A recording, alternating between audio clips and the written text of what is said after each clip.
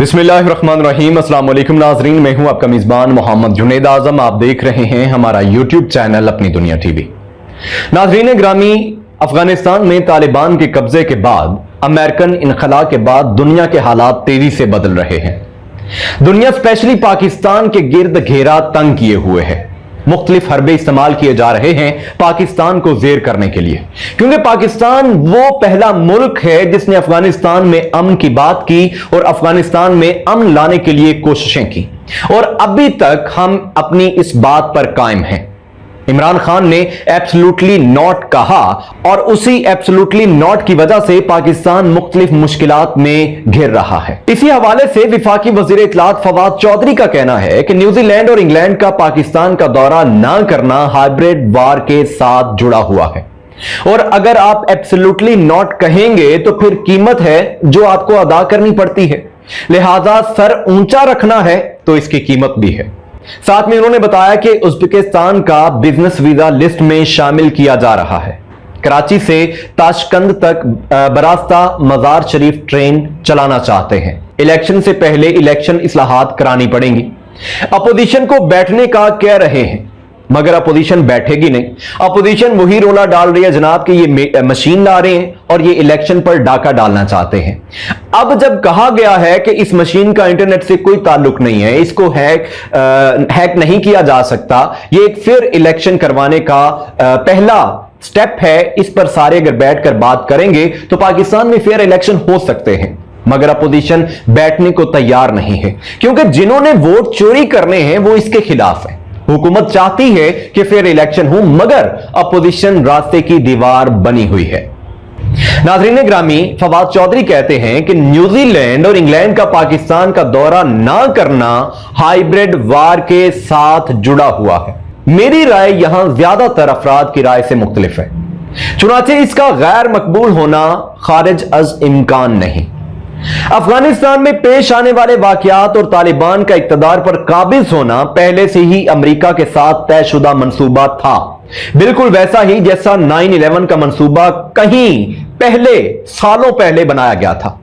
America को शिकस्त का सामना था और अमरीकियों में हजार खराबियां सही, लेकिन वो इतने हकीकत पसंद जरूर थे कि तालिबान के साथ बातचीत का रास्ता खुला रखते हैं।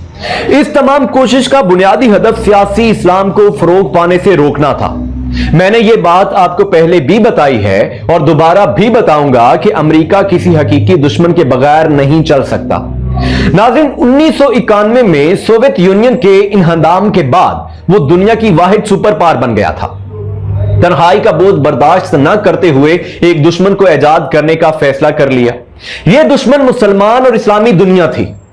उस्मानी सल्तनत के जवाल के बाद इसकी शुरुआत बरतानिया ने की थी।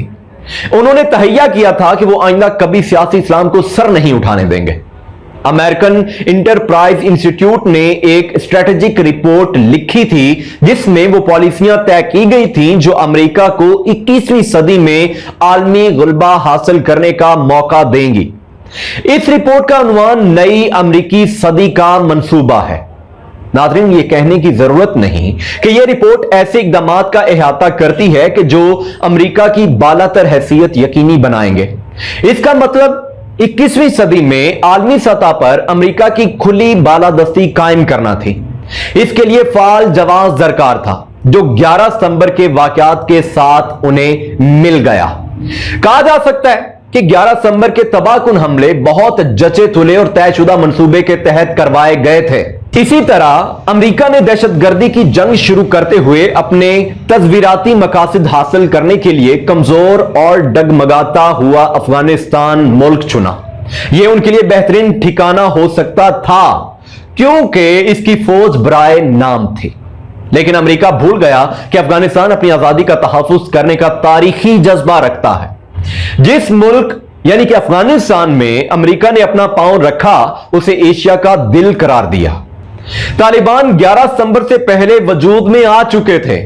चुनाचे अमेरिका और इसके साथी जैसा कि बरतानवी इंटेलिजेंस, इसराइल की मौसाद और इंडिया की राह ने पाकिस्तान को नुकसान पहुंचाने के लिए खतरनाक तंजीमें कायम की, जैसा कि तहरीक तालिबान पाकिस्तान।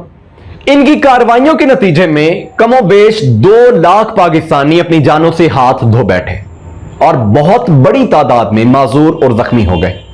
ناظرین، دہشت گردی کے ان واقعات نے پاکستانی معیشت کو $150 ارب کا نقصان پہنچایا۔ افغانستان پر قبضے نے سیاسی اسلام کے فروغ کا خطرہ ٹال دیا۔ اس کے بعد اب امریکہ کا خیال تھا کہ وہ پاکستان کے چند برسوں میں ٹکڑے ٹکڑے کر دے گا۔ خدا کا شکر ہے کہ چین نے ون بیلٹ ون روڈ اور پاک چین اقتصادی راہداری یعنی کہ سی پیک منصوبہ شروع کر دیا۔ اس کا مقصد ایشیا میں تجارتی روابط قائم کرنا تھے۔ یہ منصوبہ چین کی سلک روڈ کی جدید شکل تھا۔ پاکستان کا ترہ امتیاز یہ ہے کہ یہ اسلامی دنیا کی واحد ایٹمی طاقت ہے۔ اس لیے اسرائیلی اور انڈین چاہتے تھے کہ جلد ہی سے ان ہتھیاروں سے محروم کر دیا جائے۔ مختلف ہیلے بہانے لگائے گئے، پابندیاں لگائی گئیں تاکہ جوہری ہتھیار ضبط کیے جائیں۔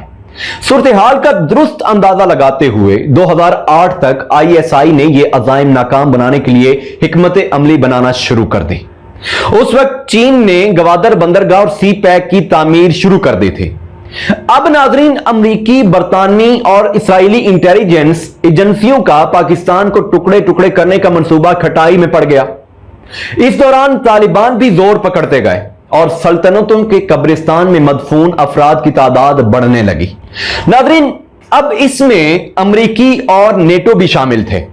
پاکستان کو بھی سمجھ میں آ گیا کہ جنہیں وہ اپنے اتحادی کہا کرتا تھا وہ تو دراصل اس کے جانی دشمن تھے۔ طالبان کو پاکستان یا کسی اور ملک نے براہ راست مسلح نہیں کیا تھا۔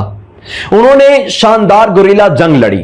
امریکیوں کو محسوس ہونے لگا کہ چیونٹی ہاتھی کے سونڈ میں گھس گئی ہے۔ اس طرح افغان طالبان کو جنگ میں فتح نصیب ہوئی۔ امریکیوں نے حماقت کا مظاہرہ کرتے ہوئے بھارت کو کروڑوں ڈالر دیے تھے تاکہ وہ افغان نیشنل آرمی کو ٹریننگ دے، لیکن حالیہ واقعات بتاتے ہیں کہ وہ تمام سرمایہ کاری ضائع ہو گئی، ڈوب گئی۔ لیکن حالات سے دھوکہ مت کھائیے ناظرین، ابھی سفر ختم نہیں ہوا۔ افغانستان پر دوبارہ قبضہ کرنے یا پاکستان پر چڑھائی کرنے کے لیے امریکہ کوئی اور جواب تلاش کرنے کی کوشش میں ہے۔ اس کی افغانستان میں انسانی اور خواتین کے حقوق پر منافقانہ تشویش صرف دوبارہ مداخلت کا ایک بہانہ ہے، ورنہ خواتین کی بے حرمتی امریکہ یا پھر انگلینڈ یا پھر بھارت میں نہیں ہوتی۔ دنیا میں سب سے زیادہ انہی ملک میں تو انہی ممالک میں عورتوں کا نقصان ہوتا ہے، بچوں کے ساتھ ریپ ہوتے ہیں، قتل ہوتے ہیں۔ ناظرین، اگر بات کی جائے تو رشیا میں ایک یونیورسٹی میں کسی طالب علم نے یا پھر کسی بیرونی شخص نے فائرنگ کر کے 8-9 لوگوں کو قتل کر دیا۔ امریکہ کی خبر ہے، امریکہ کی کسی ریاست میں ایسے واقعات ہوئے ہیں۔ تو کیا وہاں پر یہ سارے خدشات لاحق نہیں ہیں؟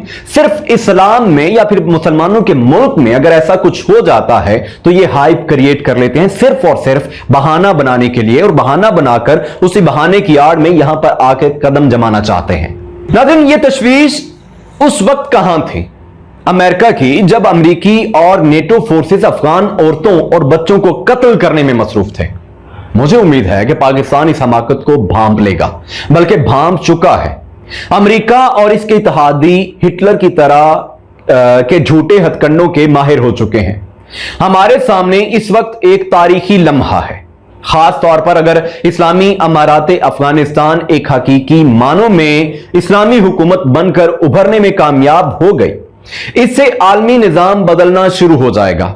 پاکستان کو وارننگ مل چکی ہے اور مسٹر عمران خان کو یہ بات ذہن میں رکھنے کی ضرورت ہے۔